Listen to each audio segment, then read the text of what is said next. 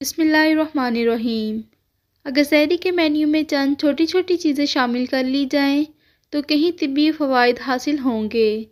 मसलन 1 कप दूध में 1 कप पानी मिलाकर पीने से पूरा दिन तवानाई हासिल होगी और प्यास नहीं लगेगी।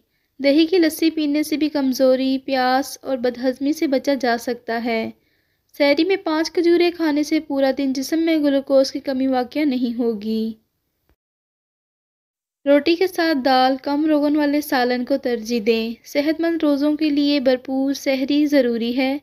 जितना मुमकिन हो पराठे, रोगनी और तेज़ मिर्च मसाले वाले खानों से परहेज़ करें। सहरी में जब खाना खा लें तो आखिर में छोटी सब्ज़ इलायची के 3 अदद दाने चबा कर खा लें। इससे मुंह खुश्क नहीं होगा और सारा दिन प्यास नहीं लगेगी। रोज़ा इंशाल्लाह आराम से गुजर जाएगा।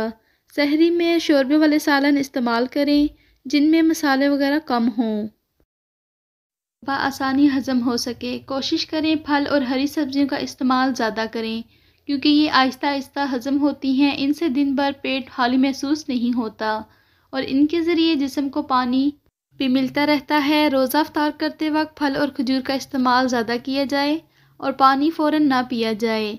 आम और खजूर का मिल्क शेक लें और शरबत का इस्तेमाल करें। सहरी के लिए ना उठना सबसे बड़ी गलती है। मैदे को हद से ज़्यादा खाली रखना इसमें दर्द का सबब बनता है। बदन में प्रोटीन जल जाते हैं और बदन में कमज़ोरी और सुस्ती छा जाती है।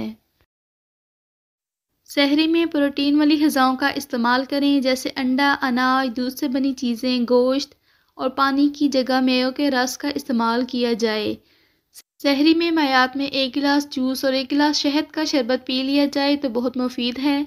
ज़्यादा नमक खाने से परहेज़ करें क्योंकि नमक जिस्म के मायात को दूर करता है और दिन में प्यास लगना एक मामूली खाने से काफ़ी नमक आपके जिस्म में पहुंच जाता है। इसलिए ज़्यादा नमक इस्तेमाल करने की ज़रूरत नहीं, ये प्यास लगने का सबब बनता है।